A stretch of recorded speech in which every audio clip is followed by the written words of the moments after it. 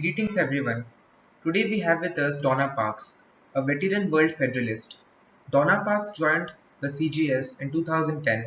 Working with a small group of friends in Cincinnati, she helped to create the Greater Cincinnati chapter of Citizens for Global Solutions.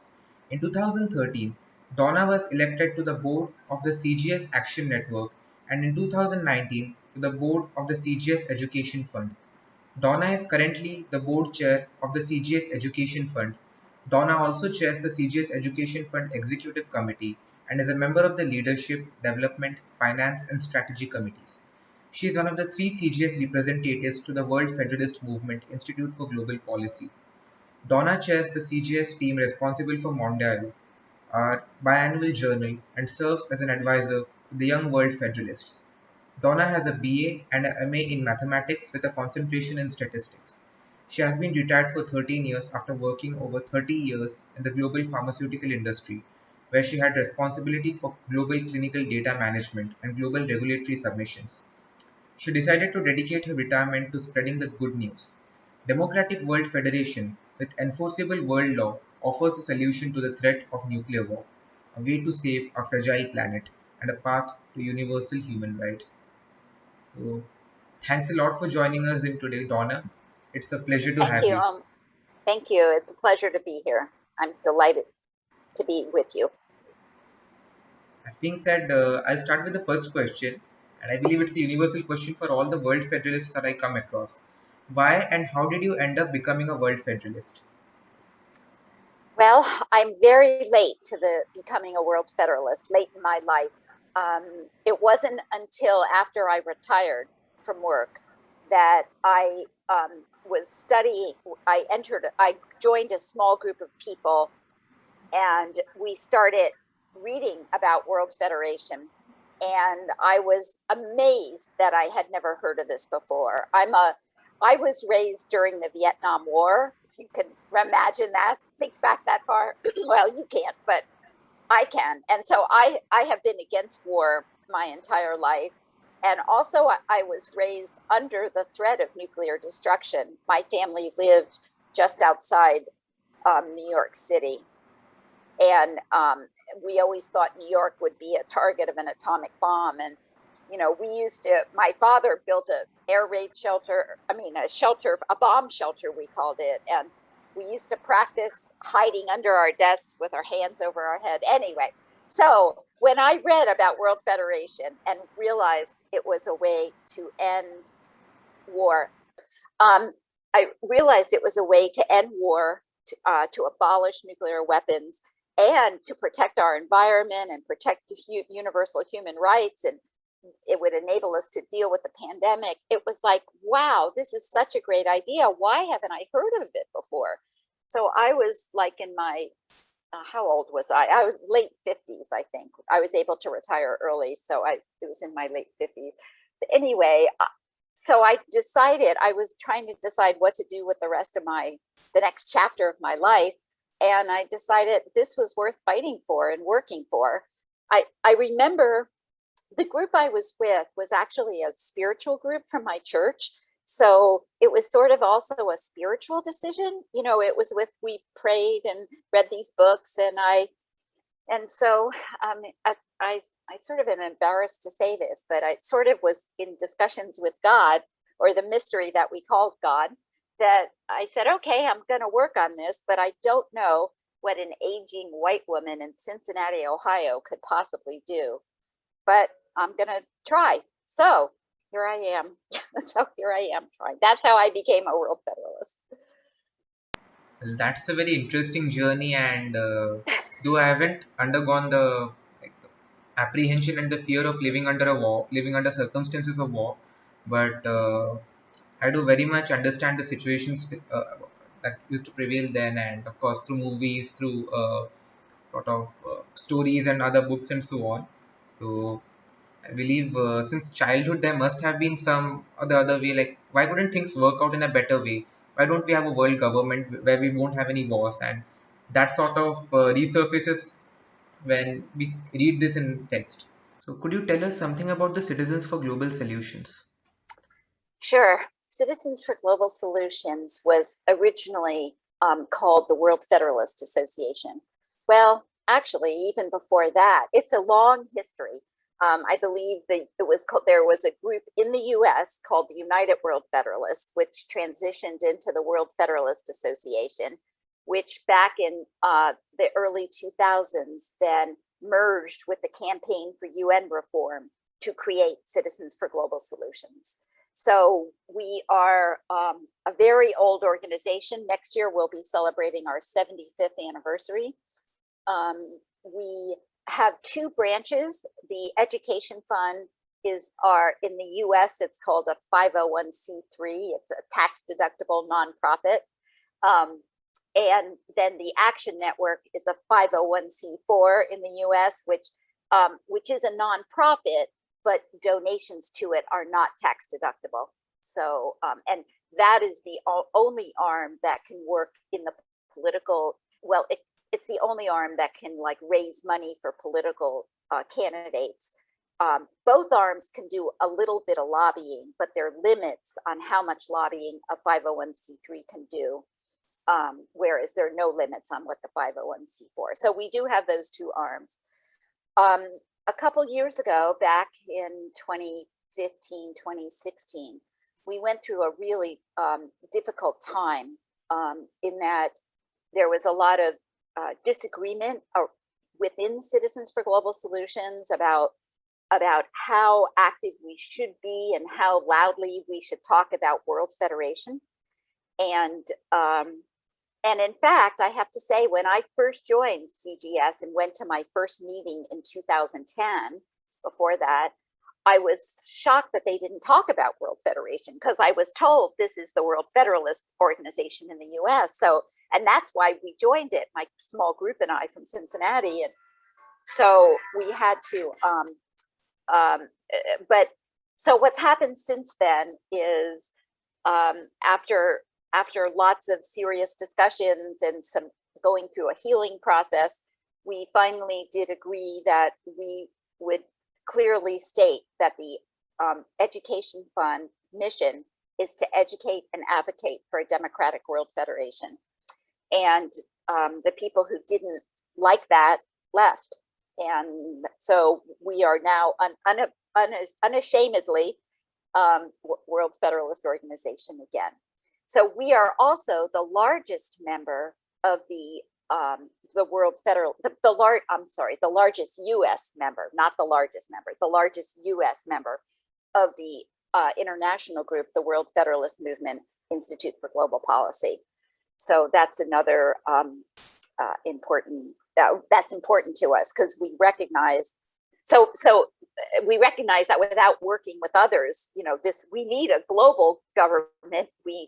But we see our challenge as educating and advocating in the US, so that we're primarily focused on trying to win the hearts and minds of US citizens that this is a better way to govern our world. And it would be better for us as Americans too, trying to help them see that it's not that we're un-American or unpatriotic. In fact, we want to take our model of federation, which I know many other countries have, but take the model of federation that we use and use it in the world. So, but we can't, so we're sort of trying to do, keep one hand in both worlds. We are focused on the US, but we like working with our colleagues around the world because we know it'll take all of us. So, if I may take the liberty to comment, this wasn't the smoothest journey, but now we have a strong ideological base, and we know the crowd to whom we need to appeal to. And I believe that forms a very strong argument for why should people support us. Mm-hmm. Yeah, hopefully. Hopefully, getting people to support this is not always a logical effort, right? That's why we talk about winning both the hearts and the minds. So it's good to have a logical stuff, but you also have to win people's hearts. And there's a lot of concern out there about, a big global government and how scary that could be. And but what people don't realize is the world is governed now. Now it's governed not in a democratic way, but by the rich and powerful, by the corporations or rich and powerful people. And so there is a governing mechanism, but people don't recognize that. I they just feel like, I don't know, they're afraid to look under the curtains. Indeed.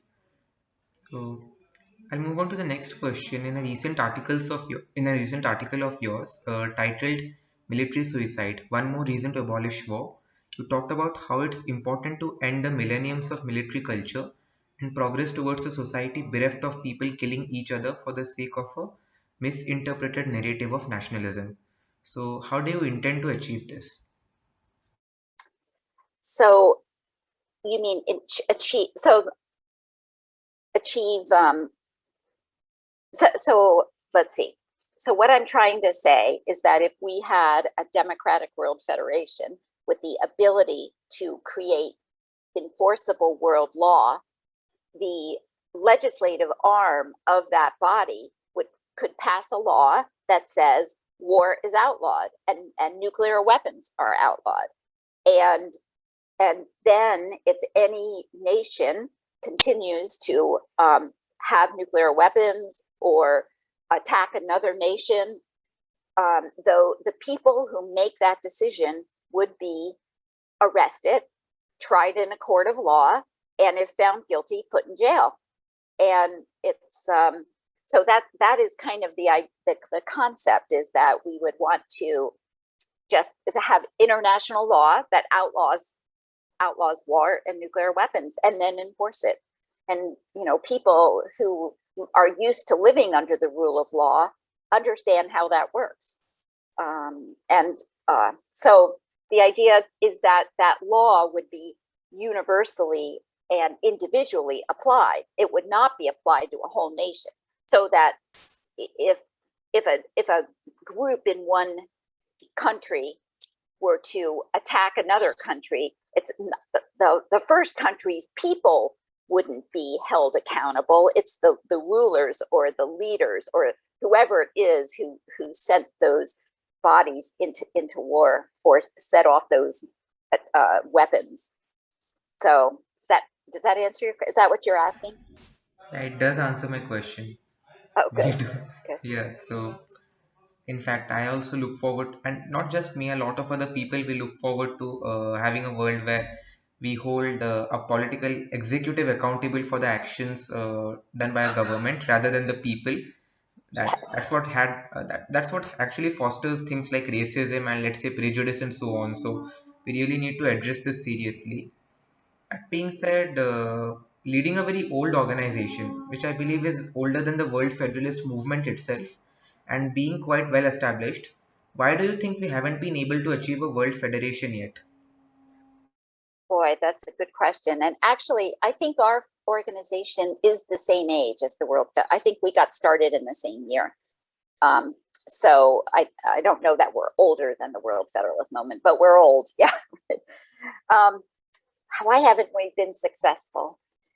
So actually, I know in the US, for example, if I can talk about the US, the World Federalist movement was very strong back in the 40s and 50s.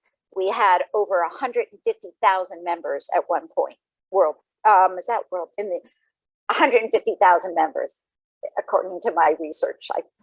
But then the Cold War hit, and in the U.S., the idea of World Federation got flagged as a communist idea during what was in our history was called the McCarthy period, where there was a Senator, Joe McCarthy, who was going after individuals who he claimed were communists. And we got caught up in that. So our idea was labeled communist, and that started the decline of the movement. Now, it didn't decline, for a while. We still had maybe, at one point, we got down to maybe 50,000 members, but it just kept declining. And I'm sorry to say that right now, the Citizens for Global Solutions only has about 400 members in the US. So we've really seen quite a decline.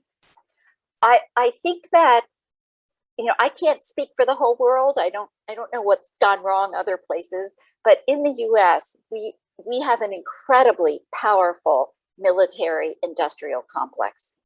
And they spend an amazing amount of money lobbying in our Congress to get, and in fact, I just read recently, once again, this current year, even now with Joe Biden in office and him ending the Afghan war, Congress gave the military more money than the military even asked for. And it's just, the US spends a ridiculous, unacceptable amount of money on the military, in my opinion, especially when there's better ways. So that's one thing. I think whenever anybody starts really getting close to maybe bringing world peace, there are these powerful forces that come down to attack them because there's a lot of money in this, a lot of money. So that's, I don't know, that's one reason I see from where I sit. I don't know what went wrong, what goes wrong everywhere. Why we don't, I don't know. Well, something similar did happen in India. What Ah, happens? What happened is exactly like the idea of India itself is premised upon the idea of inclusive federation. We have 28 right. states, and each of them have a different language. So we cannot really afford to like antagonize any of the linguistic groups because that will result in the bifurcation of the entire country. But that being said, we are recently observing a trend where a model of ultra-nationalist politics and some sort of fear is gripping people. Like our country is in danger, the whole world is allied against a country. We cannot afford to cut down on our military spending. So, looks like this insecurity is what is used by, let's say, corporations, let's say, politicians, let's say, other people with vested interests to sort of target the Yeah, public psyche. yeah, that's so, yes. So see, there you go. We have the same, probably the whole world has that same problem. But can I bring up a question or a comment on something you just said about language? One thing that there is a World Federalist in the US, member of Citizens for Global Solution. His name is Dr. Ron Blossett, and he is a very strong proponent of Esperanto. It is, do you know Esperanto? Have Yeah, you? yeah. And he keeps saying that we really need to have everyone in the world learn Esperanto because it is not, because it is a created language. No one learns it natively, and it would be so much more fair than expecting, as Americans do, needing everyone to speak English because so few of us speak another language. And I just think it's a really important idea, and it's an idea that is hard to get momentum for it. So anyway, I just wanted to give a plug for Esperanto. Yeah, indeed. I also think the idea is great, and in fact, we should have public schools and, in fact, schools as a whole teaching that maybe because a lot of people over here in India they are sort of crazy after learning French, Spanish. Apologies for the noise. I just live near a railway Yeah, station. So, wouldn't it be great if we all learned one language and we could, and one language that none of us know naturally? So we're all at the same the same disadvantage or at the same spot. So it's a brilliant idea, really. and especially when people are sort of passionate about learning languages during the lockdowns, people in India sort of were crazy after learning French, Spanish, Japanese, Italian. And I was wondering why not learn Esperanto and, let's say, Yes. and all of those languages which have been created to like end the linguistic barrier. So Yeah. Yeah. learning a new language is not easy, but then we can always put in the effort. Mhm. At least we Actually, can. Citizens for Global Solutions, because of Ron Glossop, we actually held a program for, I think it was only 6 weeks or 8 weeks, I forget how long, but once a week we met and we were studying Esperanto, and it was very easy to learn. The rules, because they're rules and the rules are never broken. And so it's very easy to learn the rules, and then it's just a matter of increasing your vocabulary. So unfortunately, after that, I stopped it. So I've probably forgotten everything I learned, but I do know it's easy to learn Esperanto compared to other languages. That motivates me to give a try, and I would also request all the viewers to consider studying Esperanto. I think we have our, there might be the videos on our website. We recorded our classes. So at globalsolutions.org, I believe there are I'll have to send you the link. I'll look for the Yeah. link and send it to you. And I'll add the links in the description for the perusal of all of our viewers. I believe that would be a great thing. Okay, great. With that, I'll move on to the next question. Okay, do you think that World Federalists must consider direct political participation instead of just engaging in political advocacy? So, my question is that do we really need World Federalist political parties? We need World Federalists to contest elections just the way Gary Davis did uh, for the mayor of New York, and I believe he also contested for the presidency of the US. Do we need more people like that to come up? I think that is certainly an idea that is worth trying. You know, in the US, of course, where our two parties, the Republicans and Democrats, are so powerful and any other party is so miniature, I don't know that that approach will work in the US very well. But in other countries, it sounds like a great idea to me, to try that. So I have to say, since I don't feel like I'm an expert on that, but what's clear is we haven't been successful so far, so we need to try some new ideas, and maybe that's a good one to try. And if we were to try this idea out, how can we make it an electoral success?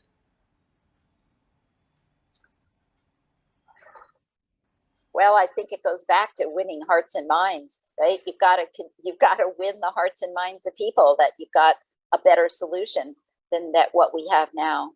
It certainly would also take a lot of organization. I will say that one of the things in the U.S.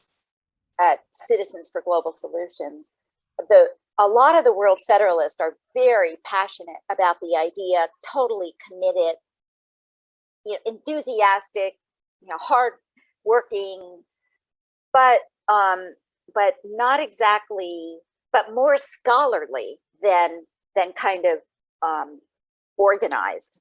And so I feel like one of the other issues has been just the need for good organizational skills and good databases of people and names and managing data as a statistician, I gotta say, and as a data manager, I think that is one area where I've been able to help a little at CGS too.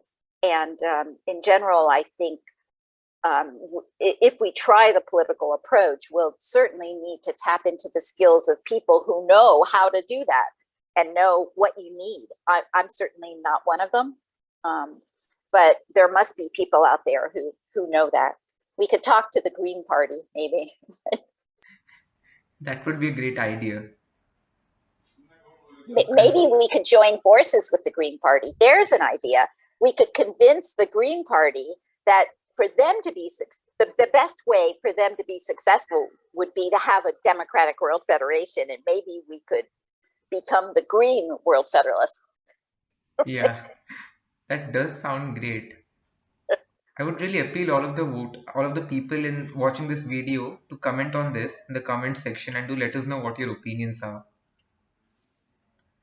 So, okay, the next question is related to your work experience. Considering that you have worked in the pharma industry, what do you think about the status quo inequitable distribution of vaccines and associated drugs? Also, to what extent should patenting and intellectual property rights be applicable in your opinion? Well, interestingly, just this morning, as I was eating breakfast and sort of getting myself ready for your interview, there's an article in our paper today that Merck, one of the large global pharmaceutical companies, has just said they're going to allow other companies to make their vaccine fighting drug. I forget the name of it. It's not, I mean, not vaccine. I'm sorry, bad words. Take their COVID fighting drug, the drug that they administer to patients who already have COVID, and they say it has reduced deaths and hospitalizations by 50%. They're going to allow other companies to make it and sell it so that it can get out more broadly to poor nations, and wealthy nations too, but especially the poor. So that's encouraging. That is sort of unheard of, really, or not commonly heard of. So I think that that we need to encourage that stuff. Now, of course, one of the roles of government, as I see it, is to help regulate companies. And so if there was a global government that could regulate international companies, there would be a way to help put more pressure on pharmaceutical companies to do the right thing more often. I think it's just unconscionable that there are countries who can't afford the vaccines. That really should be happening too. I do recognize, and I'm well aware of how expensive it is to get a drug to market.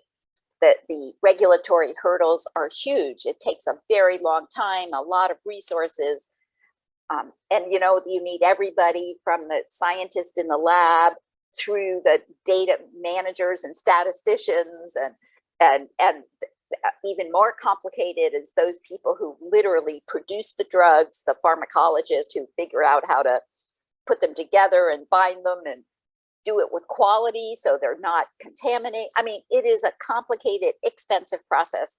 And I do believe that pharmaceutical companies need to be reimbursed or paid for that, and they deserve to make some sort of a profit, but it shouldn't be a profit at so exorbitant, or one that makes it impossible for poor countries to get the drugs. Especially now we could start with pandemics, but there are probably other drugs too. So it's a complicated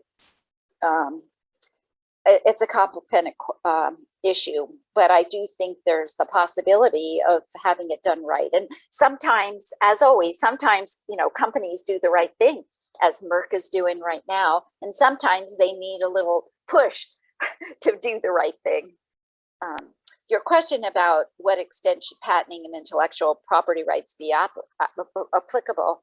I mean, I think they should be applicable. I mean, because they should have the right to the intellectual property, but it shouldn't be so extensive. It just has to be a balance. We need a balance. We need to protect the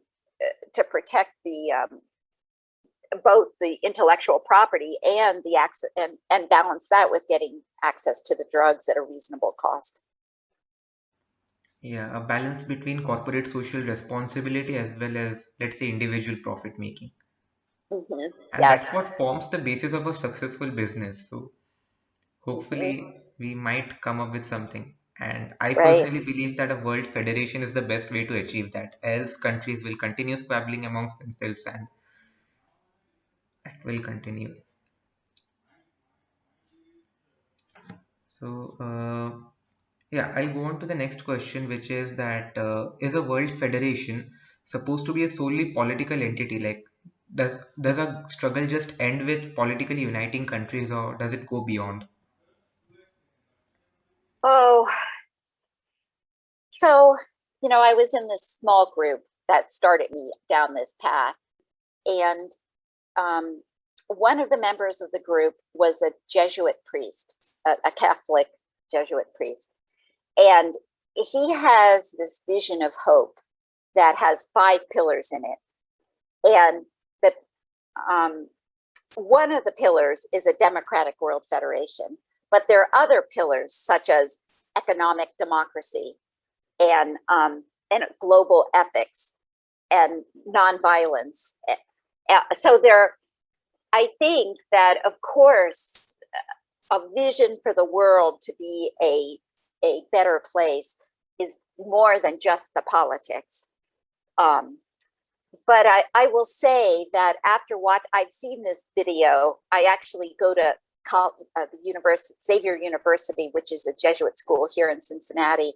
And next week, I'm going again to present a class where we show this vision of hope with the 5 pillars. And then I talk about the 5th pillar, the Democratic World Federation. So for me, and having only one retirement to dedicate to something, I picked the Democratic World Federation because there were not many people working on that. You know, but I do think we need it. It is best if it's a holistic view, and you know, we need a global ethic. We need people to feel like they're citizens of the world. In fact, I think maybe that's the best, one of the ways to move forward is to get people, and that's one of the hopes I have with young people, is that I feel like young people have this sense that they are citizens of the world. They know that the world is this blue marble floating in space, and there are no lines on that marble. You know, I mean, there are no national boundaries. We're all here together. So I'm optimistic with that. So you know, it is certainly more than a political entity, but there's just so much one person can tackle at the same time. Yeah, I don't know, does that answer your something. question, sort Yeah, of? it does. It does surely answer my question, and I personally feel a lot more enriched in this regard because that has sort of widened my scope of understanding. So, I would like to know about the other 4 pillars apart from Democratic World Federation. I believe one was economic democracy, and what about the other 3 pillars? Oh, what are the pillars? Oh, I should have it ready. You know, I'll have, one is a global ethic. One is nonviolence, peace and nonviolence. One is democratic. And you know, while you're talking to me, democratic economics, economic democracy.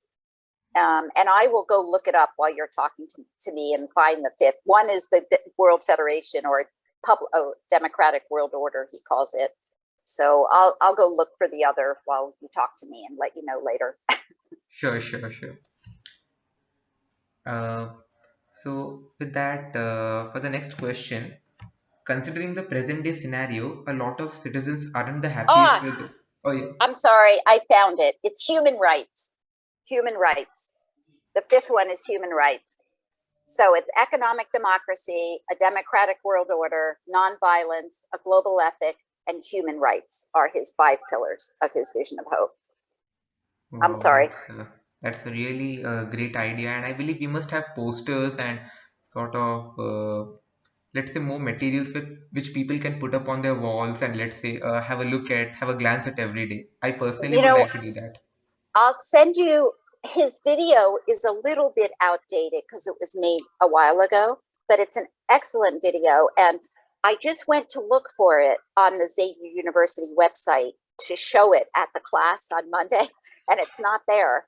So when I get the link, I'll send it to you. So you have that link too. Sure, sure, and we'll add it to the description for all of our viewers. Okay, great.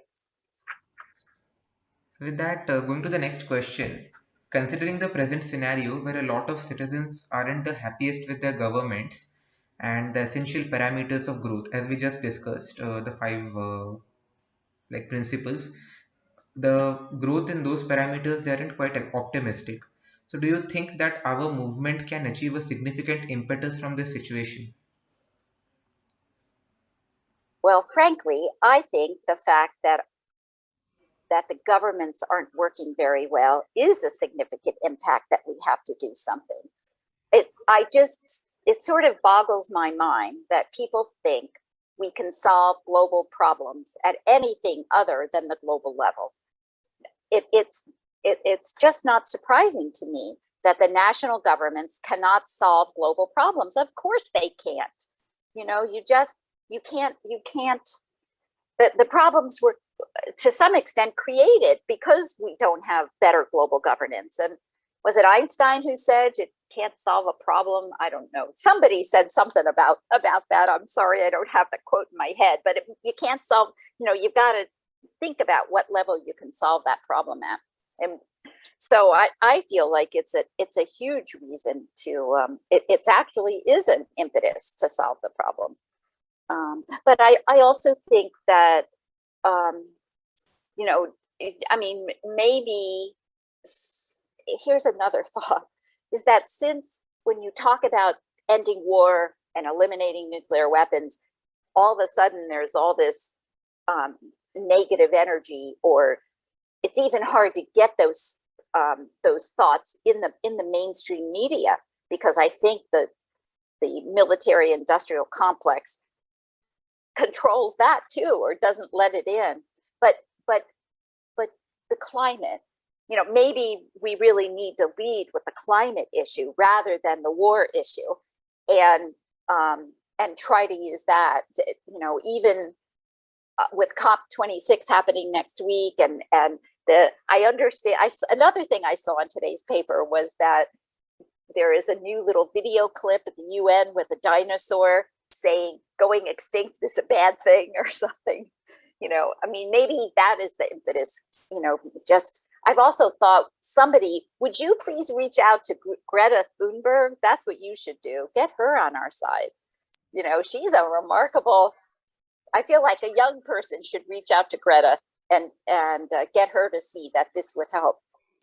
I surely will try doing that. And let's see, it would be great to have her on our side, because what I've been able to gather from reading about World Federation and all that, we cannot expect to solve climate change before we get into a World Federation. Some other country will just keep on, let's say, violating the international conventions, and we cannot really do much against them. So either we come up with enforceable resolutions, or else there's no use of having summits upon summits and discussions and just like getting back to our old ways.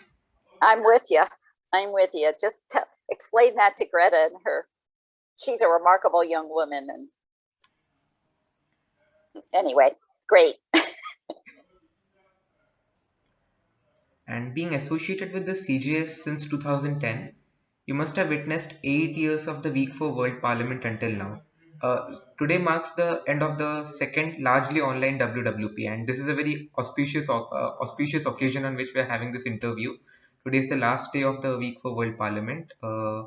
So that being said, how have you seen the campaign turn out, and has the internet age catalyzed things in any way? Well, first of all, I want to commend the Young World Federalist for their effort in leading the Week for World Parliament this year. Actually, until now, it had been often called the Global Week of Action for World Parliament. But I feel like they have, with their efforts, they have gotten more events happening. But the model has been the same for really the 8 years, where there's been a small planning group trying to convince people to do local events, take pictures, send them to a central source, and get them publicized. So it's, this year, personally, I've done something every year during this week. It depends on what's happening. So like one year, I happened to have a peace committee in Cincinnati meeting during the week, or close to the week, close enough that I went and brought signs, and I convinced everybody at the peace meeting that this wasn't Citizens for Global Solution. This was a different peace group. But I got everybody to hold the sign, and we took a picture, and that was a good one. I think last year, I did it on a Citizens for Global Solution book club call. We have a book club, and it was close to the week, and we had everybody hold up signs on our Zoom call. It was a Zoom picture. And this year I organized a group to go to the campus of Xavier University. We ended up having 7 of us in the picture. It doesn't seem like many, but anyway, I was hoping. So the Young World Federalist told me that somebody reached out to them on the internet through social media about Cincinnati, and they told them to come, but sadly they didn't come, or maybe couldn't make it. So So I don't know that I can say that the internet age has catalyzed things dramatically, but maybe, maybe it's just a matter of a couple more effort times to do it. And also, I'm probably not the right person to ask, since I'm not the most social media active person. In fact, I'm really bad about that. I go and read other people's posts and comment, but I don't really do much posting myself. Although I did post this year, because Andreas Bummel shamed me into it. Like, he said, why do it if you don't post it on social media? So I did. Thank you, Andreas, for that little push. Anyway, so but I do feel like it's a great campaign, and I hope it keeps going. I think it just takes a little time, and maybe with the young World Federalists now gaining traction around the whole world. And actually, I was told that London, England, only had 6 people in their picture. So I was like, woohoo, Cincinnati beat London. We should make it a competition. That will work. Yeah, that's a great idea. And that being said, despite the less number of people compared to what we find in cases like Fridays for Future, but I would say that those were some really nice photographs, and I'll be sharing a couple of them towards the end of this video for our viewers to have a look at that. Some really nice videos and photographs coming up. And that being said, I believe Weston and others in the YWF, they had something in Berlin, and we also had Yes. a demonstration in Vincennes, Italy. So I was getting all the photographs, and then we had Democracia Global also do something in Argentina. So it was really And encouraging. actually, the European Federalist group had a fabulous picture with like 100 people in it or something. So they really did well. I think it was in Italy, that MFE or ME, I forget the name, I'm sorry. But anyway, they had a good one too. Yeah, that was a great thing. Plus, this year for WWP India, I tried out a model world parliament, and we didn't really have like hundreds of people as we expected. We had around 50 turn up and 35 staying. But then again, the people who stayed behind, they were highly convinced about the cause, and that's what we look forward to. Mm-hmm. That's true. Never, never, never think that a small group of dedicated people can't change the world. Indeed, it is the only thing that ever has. Margaret Mead, one of my favorite quotes. Something like that. Goes something like that. So, what is the organization plan for the future? Oh, Citizens for Global Solutions has lots of plans for the future. We are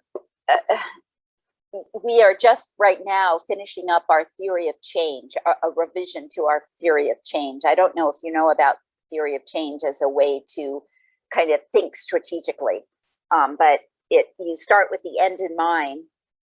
And for us, the ultimate goal is a peaceful, free, just, and sustainable world community. That's what we're working for. And we think the way to get there is with a democratic world federation. So you start and you work, and how do you get to a democratic world federation? We're in the process of revising that. And then we will be developed with our current strategic plan ends in another year. So once we get the theory of change done, we'll start working on our next strategic plan for the next year. Also, right now, in the very near future, we have an annual conference that we're very excited about. It's happening November 11th to the 13th on Zoom. It's free. You can go to our website, globalsolutions.org, if you want to learn about it.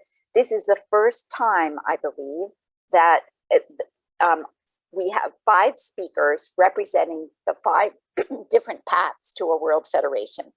And we have all 5 of those paths speaking at our conference. It's like 1 on day 1 and 2 on day 2 and 2 on day 3. And then also we'll be showing our theory, our currently draft theory of change. What we think at Citizens for Global Solutions is that all paths need to be sort of supportive of each other. We don't really know. And let me explain what I mean by paths. So like two of the paths are through transforming the UN. One is sort of through incremental steps, such as creating the World Parliament or Parliamentary Assembly. That's one path. A second path is through the UN, but with a charter review as the first step. So that's the second path. The third one is uniting the regions, where the regions become federations, and then you unite the regions. A fourth path is through uniting the democracies, where you start by just pulling together democratic nations. And then the fifth path is by creating a constitution from scratch outside the UN. And there is a wonderful, Glenn Martin is the kind of the leading speaker on that path. And the constitution that is in his book is a fabulous constitution, just really well thought out. I love it. And I think what we at CGS believe is that we need to be aware of all paths. We need to kind of support each other. Who knows which path, but if one of them starts gaining traction, I feel like they all kind of can come together in a way. So that's, let's see, other plans for the future. We're working on Model UN. We call it Model UN Plus, which is where Model UN programs would include ideas that would transform the UN and to work better. We currently have one such module that talks about the Security Council, and it uses an idea in a book by Joe Schwartzberg called Transforming UN System Designed for a Workable World. And in that book, Joe suggests that the Security Council should have regional representation on it, so that there are 12 members and everyone is not representing a country, but representing their area of the world. And he eliminates the veto by using weighted voting. So it's a wonderful, the students have loved it. The students go, holy smokes, this would be so much better than what we have now. Anyway, so Model UN is another big area.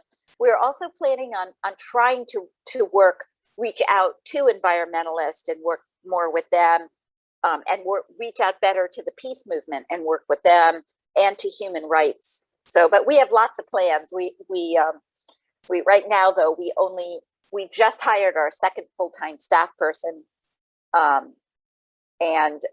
so we're still growing. We still need to grow a little to be able to execute our plans.